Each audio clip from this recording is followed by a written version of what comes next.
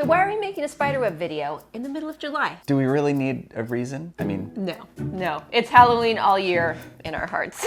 But also because the stuff we're about to show you sells out long before October. And if you're gonna get some, now is the time to do it.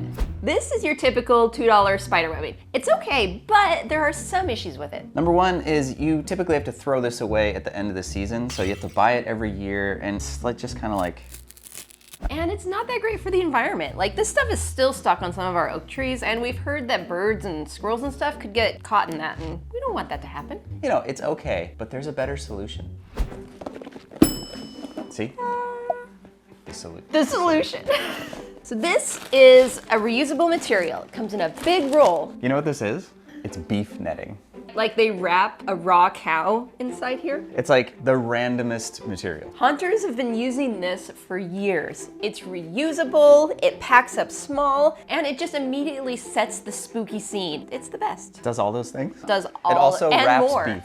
And yeah, so this is a pretty big roll. The first thing you want to do is roll it out and cut the length you want. This is a very, very complicated project. You had to use one tool. You could use scissors or like a knife. Choose your weapon. I'm gonna use a knife. Is that long enough? We have these hooks up here that we're gonna hook it to. There we go. Okay, right here? Yeah. Oh, the other thing is that this is a tube. It is a So we tube. have to cut the tube open. Yes. So I'm probably gonna use a scissor. Okay, it's a two-tool project, all right? I mean, you could use scissors for the whole thing. I don't know why you went hard mode and did the I don't razor. know. I thought it would be easier. Is there a seam? No, there's no seam. So we don't really have just kind of stretch it out. Would it be easier to like scrunch it all together and like cut it in a big clump? The old scrunch and cut. All right, ready. There we go. I think if we tie a little knot in each corner, then we can hang it on our hooks up there. Man, we did not do a good job of cutting this straight. Look at this leg. What is this? What? What is that? It's all right. Is that from the cutting it open? Yeah, but All right, it's okay. You're saying the old scrunch and cut let us down?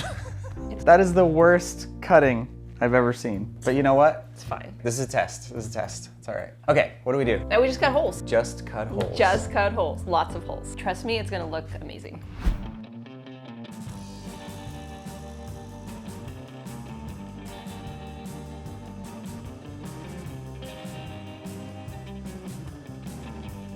Ta-da! I think the secret is just holes. The secret is holes.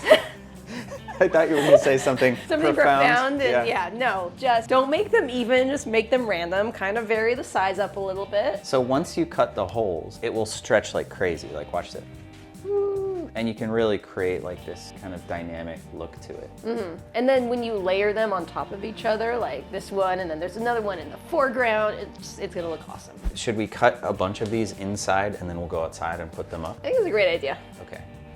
What I'm doing is cutting it in the middle as I roll it out, and that seems to be working a lot better.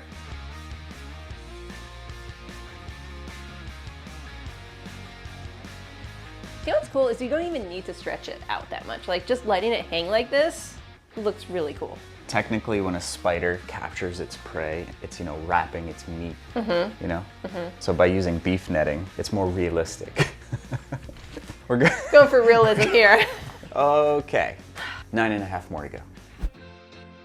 We finished cutting all of our pieces. We ended up with 10-foot long sections, and we actually had some fabric left over. We're gonna screw these little hooks into the trees to anchor it from, but if you don't wanna screw something into your tree, you could wrap fishing line around it and anchor it from those.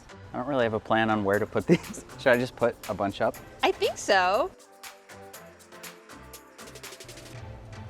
This is the remnants of that other stuff that we were talking. Look, and it's The crappy spider web. yeah, and it just like it's like impossible to get it off of the tree. It's like you can't really see it unless you're up close, but we'll never get it all off.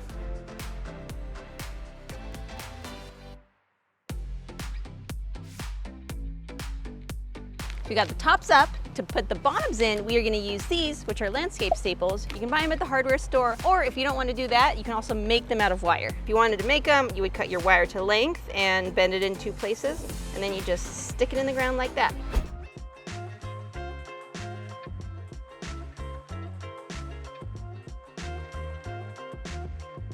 I don't think we need any more. This looks awesome. You know, I think we could actually do like our whole house with just the one roll. Speaking of a single roll, where do you get this stuff? As of now, there's only one place we know of that you can get this stuff, and it is called Trenton Mills. And you have to order it from their website. And they're gonna be sold out of this long before Halloween. So if this is something that interests you, you should order it now because it's gonna be gone. Definitely a good investment. This is gonna last us years, and it really wasn't expensive at all. There's a couple more things we should put up. I mean, it's kind of a tease for the next video, but we should do it, right? Yes, 100%.